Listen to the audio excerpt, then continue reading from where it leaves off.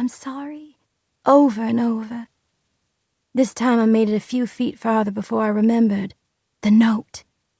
I wiggled it out of the pocket of my hoodie, the card I had labored over for so many nights. Quick as I could, I tucked it under you and then darted over to the edge of the pond where I pulled out my phone and threw it as far and hard as I could into the murky water. I was gone down the path before I even heard the splash, running faster and faster, despite my sore, swollen boobs and the fire between my legs like I was a kid again, flying top speed through the soybean fields, my long auburn hair streaking behind me like a flag. Now I was 19 and fat and slow, but in my mind, for one split second, I was that little girl. And if I ran fast and hard enough, I could outrun my problems, or outrun what I'd done. I was heaving by the time I made it to the bus station, sweat and tears rolling every which way. I looked almost as wrecked as I felt. I remember catching my reflection in the bathroom mirror and thinking, this is it. This is your lowest point. And there was something freeing about that. Just letting myself sink to rock bottom, nowhere lower to go. Or so I thought. Turns out there's always another millimeter. As the Greyhound bus was lumbering out of the station, I realized I forgot to say I love you.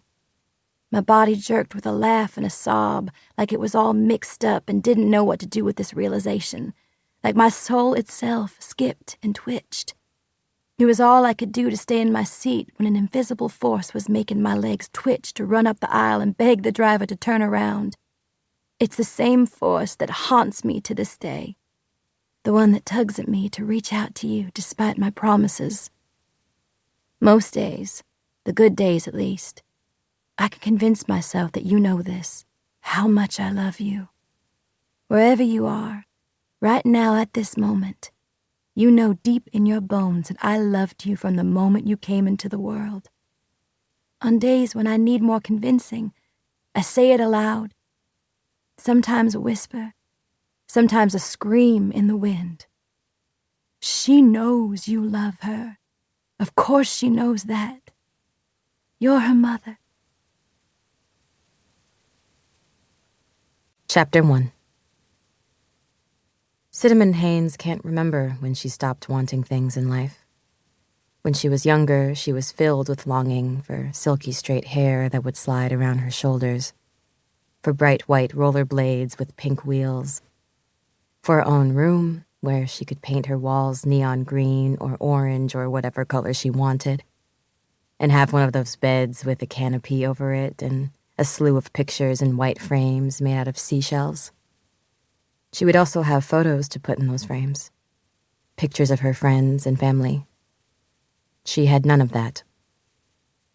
Perhaps her strongest longing was for her mother to come back from wherever she'd disappeared to when Cinnamon was barely out of diapers, leaving her with her 62-year-old grandmother who passed away 3 years later.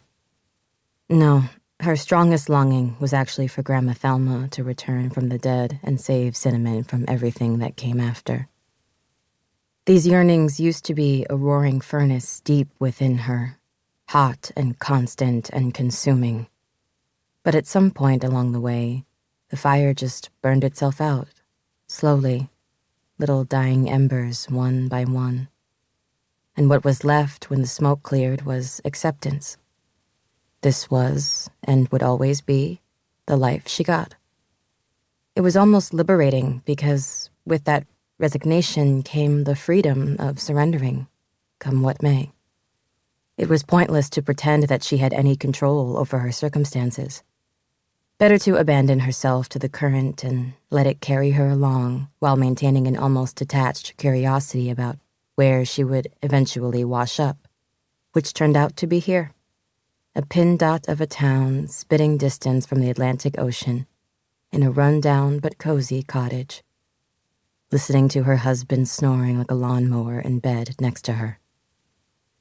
Lucky and Cinnamon aren't two words that rightfully belong in the same sentence, but some higher force had a hand somewhere along the way. Because if you'd told her 20 years ago that this future was waiting for her, she would have laughed out loud and asked what you must have been smoking to see this in the cards.